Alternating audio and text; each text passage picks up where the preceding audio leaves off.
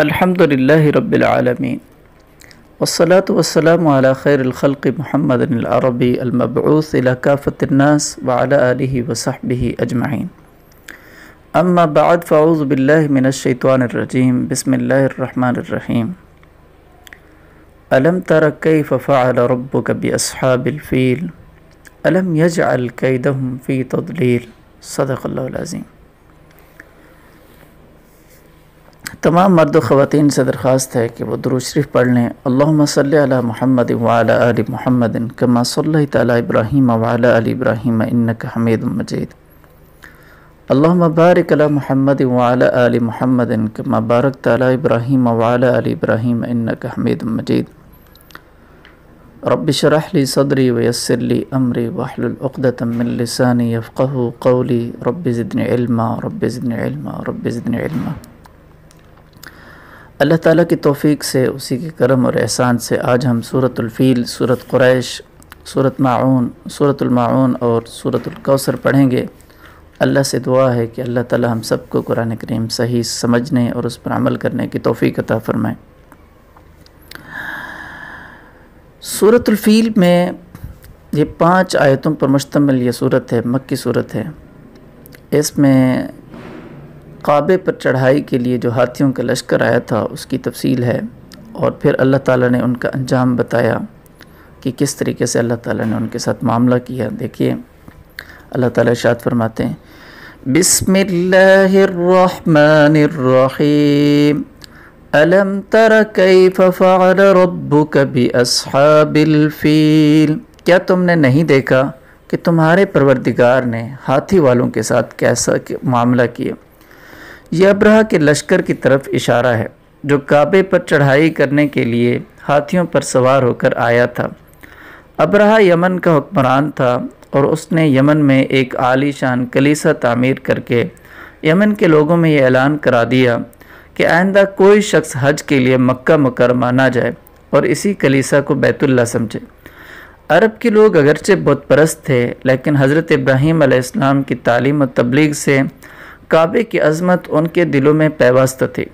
اس اعلان میں ان میں غم و غصہ کی لہر دوڑ گئی اور ان میں سے کسی نے رات کے وقت اس کلیسا میں جا کر گندگی پھیلا دی اور بعض روایتوں میں ہے کہ اس کے کچھ حصے میں آگ بھی لگائی.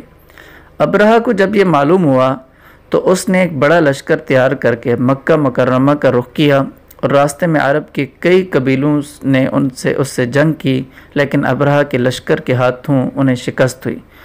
آخر کار یہ لشکر مکہ مکرمہ کے قریب ایک جگہ پر تک پہنچ گیا، لیکن جب اگلی صبح اس نے بیت اللہ کی طرف بڑھنا چاہا تو اس کے ہاتھی نے آگے بڑھنے سے انکار کر دیا، اور اسی وقت سمندر کی طرف سے عجیب و غریب قسم کے پرندوں کا ایک غول آیا اور پورے لشکر پر چھا گیا.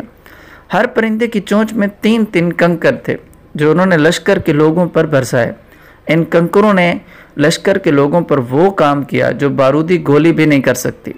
جس پر بھی یہ کنکری لگتی اس کے پورے جسم کو چھیدتی ہوئی زمین میں گھس جاتی. یہ عذاب دیکھ کر سارے ہاتھی بھاگ کھڑے ہوئے. لشکر کے سپاہیوں میں سے کچھ وہیں ہلاک ہوئے اور کچھ جو بھاگ نکلے وہ راستے میں مرے. اور ابرہہ کے جسم میں ایسا زہر سرایت کر گیا کہ اس کا ایک ایک جوڑ گل سڑ کر گرنے لگا. اسی حالت میں اسے یمن لایا گیا.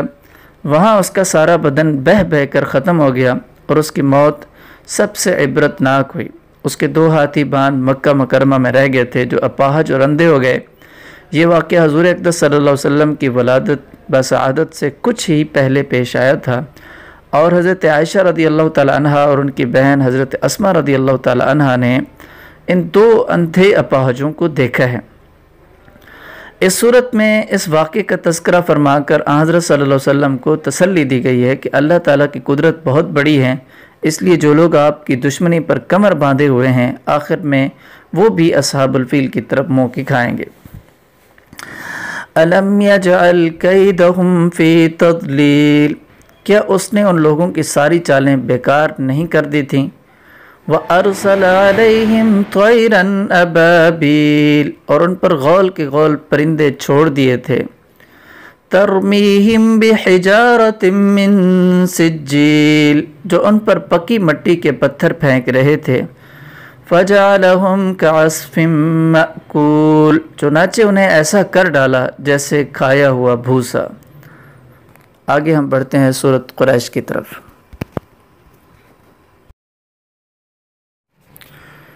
سورۃ قریش مکی سورت ہے، 4 آیتوں پر مشتمل ہے۔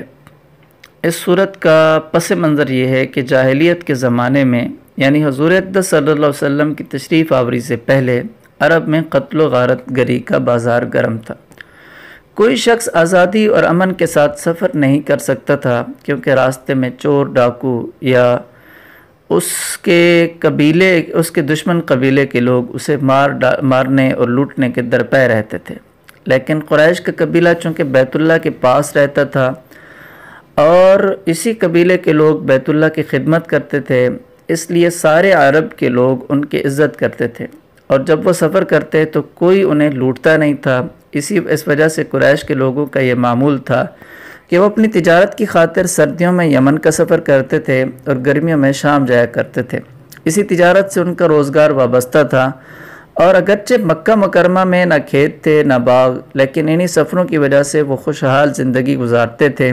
اللہ تعالیٰ اس صورت میں انہیں یاد دلا رہے ہیں کہ ان کو سارے عرب میں جو عزت حاصل ہے اور جس کی وجہ سے وہ سردی اور گرمی میں آزادی سے تجارتی سفر کرتے ہیں، یہ سب کچھ اس بیت اللہ کی برکت ہے کہ اس کے پڑوسی ہونے کی وجہ سے سب ان کا احترام کرتے ہیں۔ لہذا انہیں چاہیے کہ اس گھر کے مالک یعنی اللہ تعالیٰ ہی کی عبادت کریں اور بتوں کو پوجنا چھوڑ دیں، کیونکہ اس گھر کی وجہ سے انہیں کھانے کو مل رہا ہے اور اسی کی وجہ سے انہیں امن و امان کی نعمت ملی ہوئی ہے۔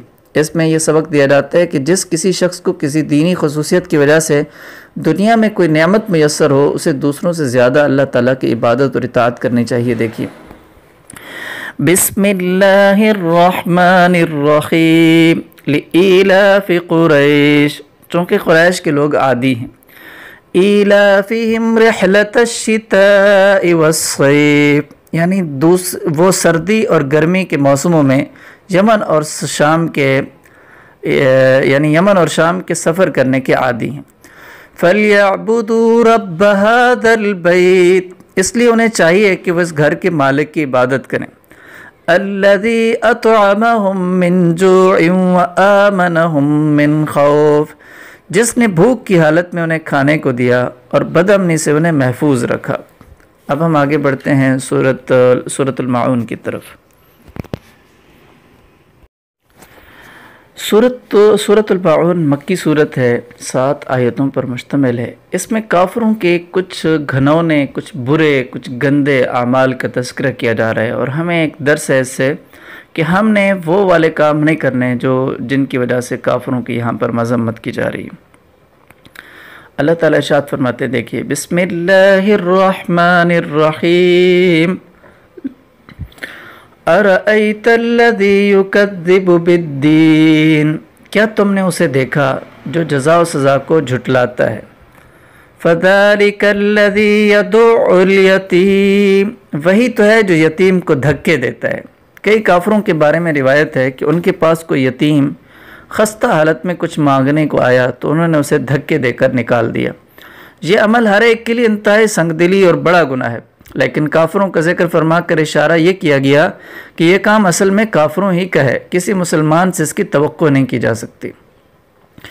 وَلَا يَحُضُّ عَلَىٰ طَعَامِ الْمِسْكِينِ، اور مسکین کو کھانا دینے کی ترغیب نہیں دیتا، یعنی خود تو کسی غریب کی مدد کیا کرتا، دوسروں کو بھی ترغیب نہیں دیتا۔ فَوَيْلٌ لِّلْمُصَلِّينَ، پھر بڑی خرابی ہے ان نماز پڑھنے والوں کی، الَّذِينَ هُمْ عَنْ صَلَاتِهِمْ سَاهُونَ، جو اپنی نمازوں سے غفلت برتتے ہیں۔ یعنی نماز سے غفلت برتنے میں یہ بھی داخل ہے کہ نماز پڑھے ہی نہیں، اور یہ بھی کہ اس کو صحیح طریقے سے نہ پڑھے۔ الَّذِينَ هُمْ يُرَاءُونَ، جو دکھاوا کرتے ہیں، یعنی اگر پڑھتے بھی ہیں تو اللہ تعالیٰ کی رضا کی بجائے لوگوں کو دکھاوا کرنے کے لیے پڑھتے ہیں۔ اصل میں تو یہ کام منافقوں کا تھا، اگرچہ مکہ مکرمہ میں جہاں یہ صورت نازل ہوئی منافق موجود نہ ہوں، لیکن چونکہ قرآن کریم عام احکام بیان فرماتا ہے اور آئندہ ایسے منافق پیدا ہونے والے تھے، اس لیے ان گناہوں کا ذکر فرمایا گیا۔ واللہ اعلم۔ وَيَمْنَعُونَ الْمَاعُونَ، اور دوسروں کو معمولی چیز دینے سے بھی انکار کرتے ہیں۔ معمولی چیز قرآن کریم کے لفظ معاون کا ترجمہ کیا گیا ہے۔ اسی لفظ کے نام پر سورت کا نام معاون ہے۔ اصل میں معاون ان برتنے کی معمولی چیزوں کو کہتے ہیں جو عام طور پر پڑوسی ایک دوسرے سے مانگ لیا کرتے ہیں، جیسے برتن وغیرہ۔ پھر ہر قسم کی معمولی چیز کو بھی معاون کہتے ہیں۔ حضرت علی رضی اللہ تعالیٰ عنہ اور کئی صحابہ رضی اللہ تعالیٰ عنہم سے منقول ہے کہ انہوں نے اس کی تفسیر زکوٰۃ سے کی ہے، کیونکہ وہ بھی انسان کی دولت کا معمولی حصہ 40واں ہوتا ہے۔ اور عبداللہ ابن مسعود رضی اللہ تعالیٰ عنہ نے اس کی تفسیر یہی فرمائی ہے کہ کوئی پڑوسی دوسرے سے کوئی برتنے کی چیز مانگے تو انسان اسے منع کر دے، تو اس کی یہاں مذمت کی گئی ہے۔ اللہ تعالیٰ نے ہمارا سسٹم اس طرح کا بنایا ہے کہ ہم ایک دوسرے سے کی چیزوں سے استفادہ کر کے دنیا کی زندگی کو گزار کر جاتے ہیں۔ آج چونکہ ہم اس آیت پر عمل نہیں کرتے تو اس کا نقصان کیا ہے کہ ہر بندے کو اپنی چھوٹی سے لے کر بڑی ہر ضرورت کی چیز کو خود پرچیز کرنا پڑتا ہے، جس کی وجہ سے جو ہمارے اخراجات جو ہے وہ تھوڑی انکم پر پورے ہو سکتے تھے، آج وہ تھوڑی انکم پر پورے نہیں ہوتے، اور آج ہم رات دن کمانے میں لگے ہوئے ہیں تاکہ ہمارے روز کی جو ضروریات ہیں وہ پوری ہو سکیں۔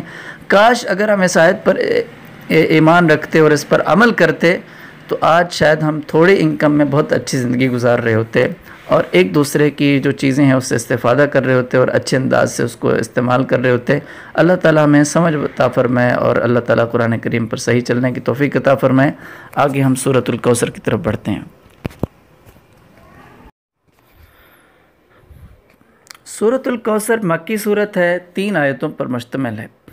کوثر کے لفظی معنی ہے بہت زیادہ بھلائی، اور کوثر جنت کی اس حوض کا بھی نام ہے جو حضور اقدس صلی اللہ علیہ وسلم کے تصرف میں دی جائے گی، اور آپ کی امت کے لوگ اس سے سیراب ہوں گے۔ حدیث میں ہے کہ اس حوض پر رکھے ہوئے برتن اتنے زیادہ ہوں گے جیسے آسمان کے ستارے۔ یہاں یہ لفظ اگر بہت زیادہ بھلائی کے معنی میں لیا جائے تو اس بھلائی میں حوض کوثر بھی داخل ہے۔ اللہ تعالیٰ ارشاد فرماتے ہیں اِنَّا أَعْطَيْنَاكَ الْكَوْثَرَ، اے پیغمبر یقین جانو ہم نے تمہیں کوثر عطا کی ہے۔ فَصَلِّ لِرَبِّكَ وَانْحَرْ، لہذا تم اپنے پروردگار کی خوشنودی کے لیے نماز پڑھو اور قربانی کرو۔ إِنَّ شَانِئَكَ هُوَ الْأَبْتَرُ، یقین جانو تمہارا دشمن ہی وہ ہے جس کی جڑ کٹی ہوئی ہے۔ قرآن کریم میں اصل لفظ ابتر ہے، اس کے لفظی معنی ہے جس کی جڑ کٹی ہوئی ہو، اور عرب کے لوگ اس شخص کو ابتر کہتے تھے جس کی نسل آگے نہ چلے، یعنی جس کی کوئی نرینہ اولاد نہ ہو۔ جب حضور اقدس صلی اللہ علیہ وسلم کے بیٹے کا انتقال ہوا تو آپ کے دشمنوں نے، جن میں عاص ابن وائل پیش تھا، آپ کو یہ طعنہ دیا کہ معاذ اللہ آپ ابتر ہیں اور آپ کی نسل نہیں چلے گی۔ اس کے جواب میں اس آیت نے فرمایا ہے کہ آپ کو تو اللہ تعالیٰ نے کوثر عطا کی ہے، آپ کی مبارک ذکر آپ کے دین کو آگے چلانے والے تو بے شمار ہوں گے، ابتر تو آپ کا دشمن ہوگا جس کا مرنے کے بعد بھی نام و نشان نہیں رہے گا۔ چنانچہ ایسا ہی ہوا کہ حضرت صلی اللہ علیہ وسلم کا تذکرہ اور آپ کی سیرت طیبہ تو الحمدللہ زندہ و جاوید ہے، اور طعنے دینے والوں کو کوئی نہیں جانتا، اور اگر کوئی جانتا بھی ہے تو برائی سے ذکر کرتا ہے۔ اور اسی طرح آج کے دور میں بھی جو لوگ رسول اللہ صلی اللہ علیہ وسلم کی شان میں گستاخی کر رہے ہیں ان کا انجام یہی ابتر ہے، اور وہی نیست و نابود ہوں گے، وہی ختم ہوں گے۔ اللہ تعالیٰ کے رسول صلی اللہ علیہ وسلم کا تذکرہ ہمیشہ زندہ رہے گا، اور ہمیشہ اس کے جو پیروکار ہیں وہ ان کی ہدایات پر، ان کی سیرت طیبہ پر چلتے رہیں گے۔ وَأَقُولُ قَوْلِي هَذَا أَسْتَغْفِرُ اللَّهَ لِي وَلَكُمْ وَلِسَائِرِ الْمُسْلِمِينَ وَالسَّلَامُ عَلَيْكُمْ وَرَحْمَةُ اللَّهِ وَبَرَكَاتُهُ۔